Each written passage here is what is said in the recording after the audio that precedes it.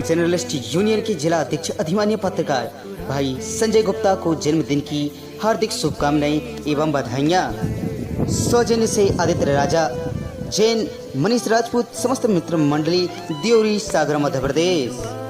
सागर के नवागत कोतवाली थाना प्रभारी का अंदाज अब उन्हीं पर भारी पड़ सकता है, जहां लॉकडाउन के दौरान धारा 144 के बावजूद कोतवाल साहब ने केंद्र और राज्य सरकार की गाइडलाइन के बाद डीएम के द्वारा जारी किए गए आदेश को दरकिनार कर बिना अनुमति अपनी मनमर्जी चला कोरोना के प्रति जागरूकता अभियान के नाम पर पूरी तरह प्रतिबंध होने के बाद भी थाना क्षेत्र के निवासियों और पुलिस अमले के साथ डीजे के संगीत पर मार्च रैली निकाल सबको चौंका दिया।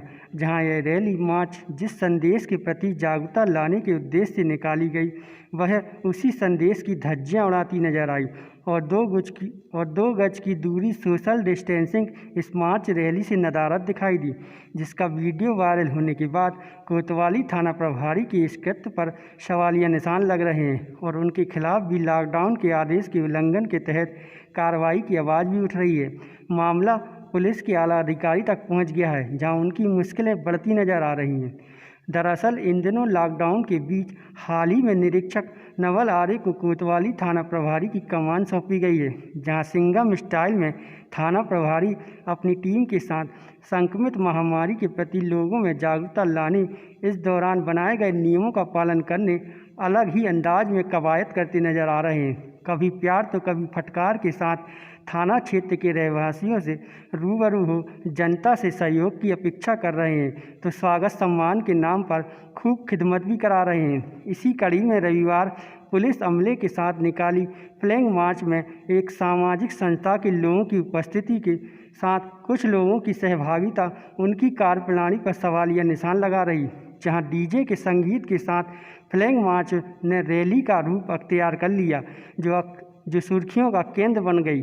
जहां लॉकडाउन में डीजे के साथ निकाली गई रैली और उसमें संख्या से अधिक लोगों की मौजूदगी साफ साफ प्रशासन के आदेश की उल्लंघन करती नजर आई, जिसके बाद इसको लेकर जब सवाल खड़े हो रहे, सोशल मीडिया में वीडियो वायरल होने लगा, तो कोतवाल साहब के सुर ही बदल गए और उन्होंने किसी प्रकार की रैली की बात से इनकार कर फ्लैग मार्च निकाले जाने की बात कही। फ्लैग मार्च में संगीत के प्रयोग को वह अपनी संस्कृति का हिस्सा बता गलती पर पर्दा डालने का नहीं निकली है। आपकी जानकारी लिए मैं बता दूं, पुलिस थाना कोतवाली के द्वारा फ्लैग मार्च था, उसमें यह के युवा अति उत्साह में आके वो भी इस कार्यक्रम में शामिल हो गए, क्योंकि हमारा मकसद आम जनमानस को कोरोना वायरस के संक्रमण को लेकर जागरूक करना है।